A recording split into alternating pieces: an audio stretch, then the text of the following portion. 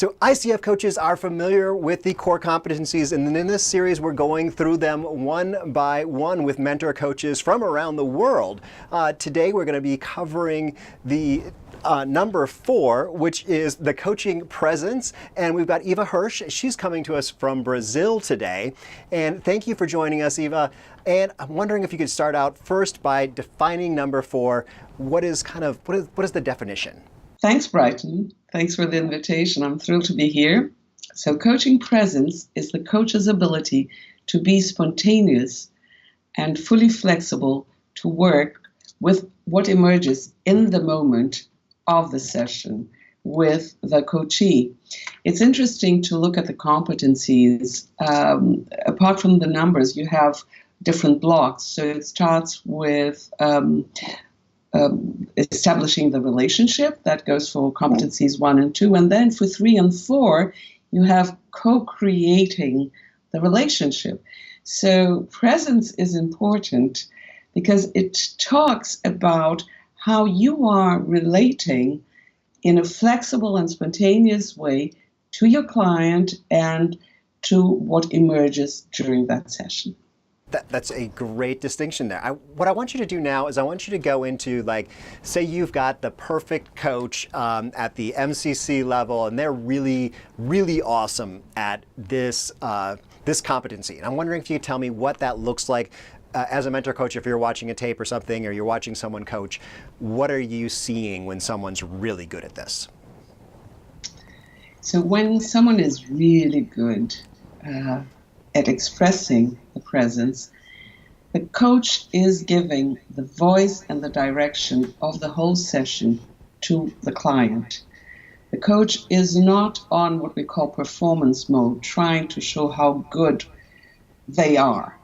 They're just there, flexible enough and confident enough that the coachee will have all the answers.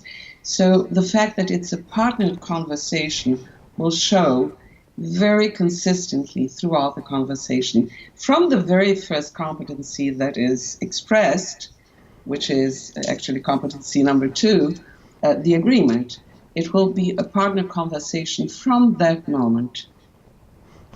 Great. Well, I love how I'm seeing how these all work together, because I heard definitely active listening in there too. So we'll have a video on each one of these. But I'm wondering if you could take it the opposite direction now. And when someone's really struggling to get this competency, what do you see in their coaching? When they're struggling, they're focused on themselves. So they are not present to the client. They are just looking at trying to show to the client how good they are. So very much focused on their own method, on their own tools. So they will not give the voice and direction to the client. They will hold the control over what's happening in during the whole process. And then it's interesting because they will not be able to respond to what the client is offering. They will be in a more automatic way. You know, the client may offer something, a gem there, and they will just ignore because they want to come to the next question and follow their own model. Definitely, I'm getting this here. These should be the core competencies of interviewing too, because I think people can fall into the same exact pattern of wanting to get to the next question and not spending a lot of time paying attention. So thank you for that one.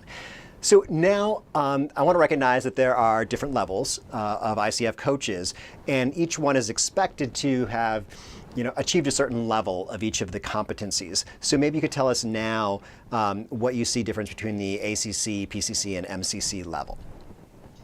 So in a nutshell, because this could be a long conversation, right? But in a nutshell, a good way of summarizing it is at ACC level, the coach is very much focused on the what the client brings to the conversation and not to the who the client is being in the conversation. So that's the basic. Just at PCC level, you have a balance of both. There is a focus on the what of the conversation, and by that I mean what the client wants to achieve. but also a little bit of focus already on who the client is and who the client needs to be to get to that goal. Now, at MCC level, it's all about the who of the client. We, at MCC level, we know that the client is resourceful enough, and we trust the process so much. We know that by working just with the who of the client, the what will take care of itself. That's interesting because that's not where I thought this was going to go.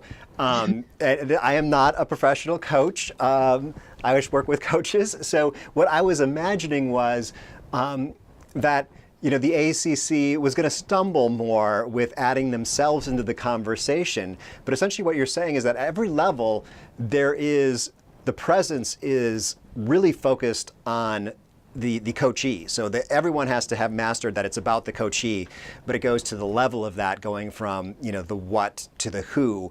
So it's an interesting kind of distinction there, is that all coaches have to know how to make it about the coachee, not themselves.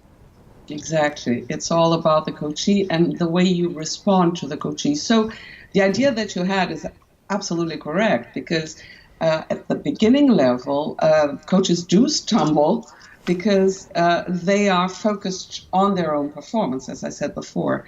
And the more you trust the process, the more you're just there. And that's what I mean by being present. You're there. You're fully there, dancing with the client. That's one of the metaphors that we use. Just dancing and responding to whatever is offered. Well, wonderful. I want to mention you are calling from down in Brazil, so where I picture dancing being a lot more beautiful than those of us in America who dance. Probably, you have a lot to teach us in that realm. But I wanted to ask you how people can get in touch with you. You are a mentor coach, so what's the best way to get in touch with you? Eva at phoenixcoach.com.br. Perfect, and I'll have a link to that down below in the description, so you can click on over there and get over to Eva.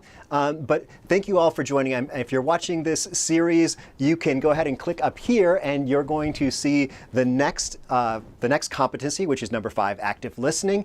Otherwise, you can go down here and you can go backwards and see the previous competency. So thank you, Eva, for being here, and thank you all for watching.